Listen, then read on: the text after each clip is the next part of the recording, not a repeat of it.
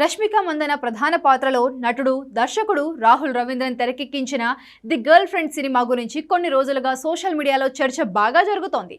దానితో చిత్ర యూనిట్ కూడా తాము గొప్ప సినిమా తీసాం అంటూ చాలా పెద్ద పెద్ద మాటలు చెప్పారు. మరి వాళ్ళు చెప్పిన మాటలు నిజమేనా? సినిమా ఎలా ఉంది అనేది పూర్తి రివ్యూలో చూద్దాం.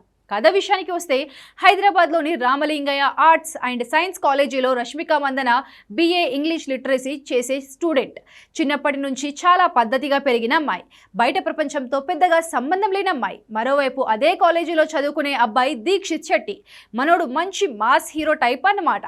చుట్టూ 10 మంది ఫ్రెండ్స్ గ్యాంగ్ వేసుకుని ఎప్పుడు తన గురించి మాట్లాడుకునేలా చేస్తూ ఉంటాడు.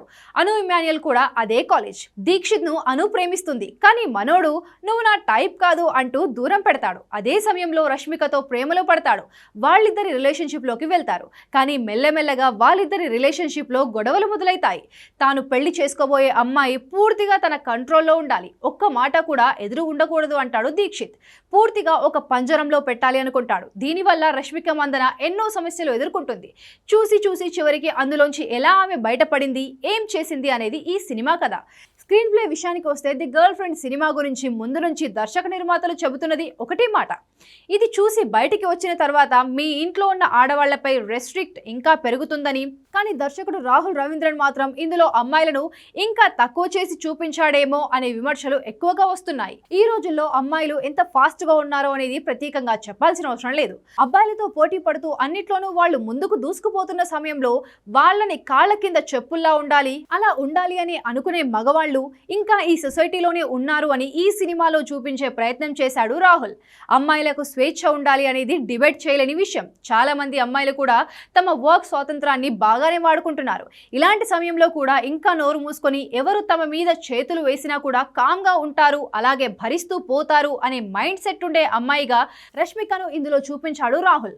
ఇష్టం లేని రిలేషన్షిప్లోకి వెళ్ళినప్పుడు ముందుగానే చెప్పే ఆప్షన్స్ చాలా ఉన్నా కూడా ఆమె తీసుకోదు. ఫస్ట్ హాఫ్ మొత్తం అలాగే ఉంటుంది, సెకండ్ హాఫ్ కూడా చివరి వరకు అలాగే కథ వెళుతుంది. దాదాపు ప్రతి సన్నివేశంలో కూడా రష్మిక మీద చేయి వేసి మాట్లాడతాడు హీరో దీక్షిత్. గర్ల్ ఫ్రెండ్ అనే స్వేచ్ఛ తను తీసుకుంటాడు, కానీ బాయ్ ఫ్రెండ్ దగ్గర ఎలా ఉండాలి, తన మనసులో మాట బయటికి చెప్పాలి, ధైర్యంగా ఒక మాట మాట్లాడాలి అనే చాయిస్ ఎప్పుడు రష్మిక తీసుకోదు. ఆ క్యారెక్టర్ను ఎందుకు అంత వీక్గా రాసుకున్నాడు అనేది దర్శకుడు రాహుల్కి మాత్రమే తెలియాలి. ఇక నేను బయటపడలేను, బతకలేను అనుకున్న సమయంలో మాత్రమే అమ్మాయిలు ధైర్యం తెచ్చుకుంటారు అన్నట్లు క్లైమాక్స్ రాసుకున్నాడు. అక్కడి వరకు సినిమాలో అమ్మాయి అంటే అసలు ధైర్యం లేకుండా భయపడుతూ ఉంటుంది అన్నట్టు రష్మిక క్యారెక్టర్లో కనిపిస్తుంది. కానీ పిల్లిని లోపల వేసి కొడితే ఒకరోజు పులి అవుతుంది అన్నట్టు క్లైమాక్స్ ఉంటుంది. చివరి 20 నిమిషాల సినిమా ఆకట్టుకుంటుంది. కానీ ఆ ముందు సినిమా మొత్తం పెద్దగా విషయమైతే లేదు. మరీ ముఖ్యంగా దర్శక నిర్మాతలు చెప్పిన రేంజ్ అయితే గర్ల్ ఫ్రెండ్ సినిమాలో లేదు. దానికి తోడు రష్మిక రియల్ లైఫ్లో కూడా ఒకసారి ఎంగేజ్మెంట్ అయి క్యాన్సిల్ అయింది. ఇప్పుడు విజయ్ దేవరకొండతో రిలేషన్షిప్లో ఉంది. వీళ్ళిద్దరి రిలేషన్ మీద సోషల్ మీడియాలో ఎన్నో పుకార్లు వస్తూనే ఉన్నాయి. కేవలం ఒక అమ్మాయిని కాదు, చాలా మంది హీరోయిన్లకు సోషల్ మీడియాలో ఎంతో డిస్టర్బెన్స్ క్రియేట్ చేస్తూ ఉంటారు కొందరు. అలాంటి వాటి మీద కూడా ఈ సినిమా ఒక సెటైర్. అమ్మాయిలను ఎంత మీరు ఏడిపించాలని చూసినా వాళ్ళు ఒకసారి స్వేచ్ఛగా మాట్లాడడం మొదలు పెడితే ఏమీ చేయలేరు అనేది ఇందులో రాహుల్ చెప్పాలనుకున్న విషయం. నటీనటుల విషయానికి వస్తే రష్మిక మందన అద్భుతంగా నటించింది. భూమా పాత్రలో ఆమెను చాలా రోజులు గుర్తుండిపోతుంది. దీక్షిత్ శెట్టి కూడా తన పాత్రకు పూర్తిగా న్యాయం చేశాడు. కెరీర్ మొదట్లోనే ఇలాంటి క్యారెక్టర్ చేయడానికి చాలా గట్స్ ఉండాలి. అను ఇమాన్యుయల్ బాగుంది. మరో కీలకమైన పాత్రలో రాహుల్ రవీంద్రన్ కూడా బాగా చేశాడు. రావు రమేష్, రోహిణి కనిపించిన సన్నివేశాలకు న్యాయం చేశారు. మిగిలిన వాళ్ళందరూ తమ తమ పాత్రలకు న్యాయం చేశారు.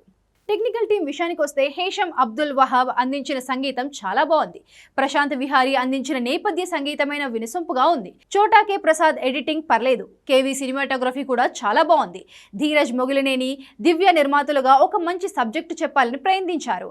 దర్శకుడు రాహుల్ రవీంద్రన్ ఆలోచన బాగుంది, కానీ దాన్ని ఆచరించిన విధానం అంతగా ఆకట్టుకోలేదేమో అనిపించింది. కానీ ఒక మంచి కథ చెప్పే ప్రయత్నం అయితే చేశారు.